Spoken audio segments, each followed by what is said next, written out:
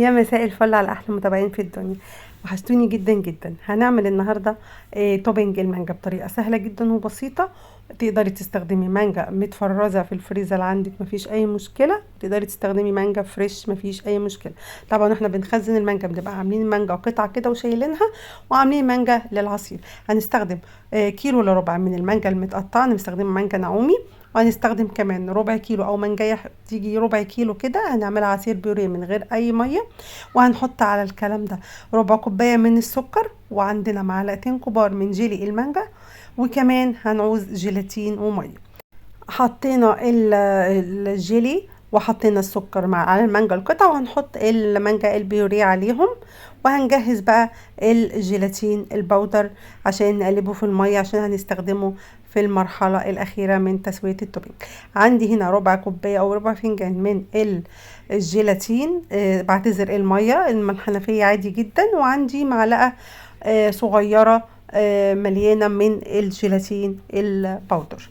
تمام. الجيلاتين حلال، بيتباع عند اي مستلزمات حلوات، موجود بكترة، مفيش اي مشكلة عند اي عطار هتجيبيه. تأكدي ان هو الجيلاتين اللي هو الحلال. هندوبهم كويس جدا ونركنهم على جنب. على نار بقى متوسطة هحط الحلة بتاعتي او الكازرولة بتاعتي على النار، وهبدأ اقلب الخليط بتاعي لحد ما يغلي معايا، وهقعده على النار لمدة 10 دقايق. بعد 10 دقايق من الغليان او من النار المتوسطة عندي، هبدأ انزل بالجيلاتين بتاعي، طبعا بعد ما اكون سيحته لان يكون شرب المية بتاعته. فهبدأ ان انا انزل بيه على المانجا بتاعتي زي ما انتوا شايفين كده، وهقلبه. وكمان هيكون عندي عصرة نص ليمونة علشان تدي اللون بتاعي يفضل محافظ على الجيلي بتاعي او التوبنج بتاعي، يفضل محافظ على اللون بتاعه، وكمان بتبقى مادة حافظة. هعصر نص ليمونة زي ما قلت، وهنزلها على الخليط بتاعي. وهنا انا نزلت عصير الليمون بس، المشهد او اللقطة دي ما تصورتش، وبعتذر جدا. خلاص كده تمام. التوبنج بقى معايا جاهز جدا بعد ما ضفت الليمون وبعد ما ضفت الجيلاتين. هاخده بقى واطفي عليه، وهكون مجهزة طبق او اي حاجة انا هحفظ فيها التوبنج بتاعي عشان احطه يبرد عشان اقدر استخدمه. خلاص كده زي ما انتوا شايفين التوبنج بتاعي بقى جاهز معايا، مفيش اي مشكلة. خلاص خد القوام المناسب. بعد ما حطيت الجيلاتين وعصير الليمون، هرفعه بقى من على النار زي ما قلتلك، وهبدأ اصبه. شايفين خلاص هو خلاص خد معايا بقى غلوة كده تمام.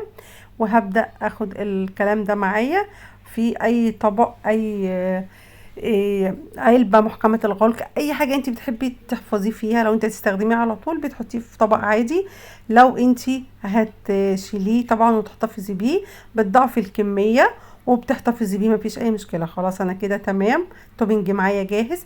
هبدأ انزله بالراحة زي ما انتوا شايفين كده، وهيبدأ اسيبه لما يبرد معايا عشان تاخدي احلى توبنج مانجا نحشي بيه التورت والجاتوهات.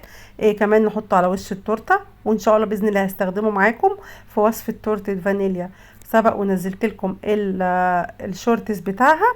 وان شاء الله باذن الله ان شاء الله تستفيدوا من الفيديو وتعجبكم وتجربوا الوصفه دي. وصفتي ليكم النهارده توبنج المانجا بطريقه سهله وبسيطه. لو عجبك بقى الفيديو وعجبتك الوصفه وحسيتي انت استفدتي مني، ما تنسيش اللايك والشير، وانتظروني في وصفات تانية كتير. والسلام عليكم ورحمه الله وبركاته.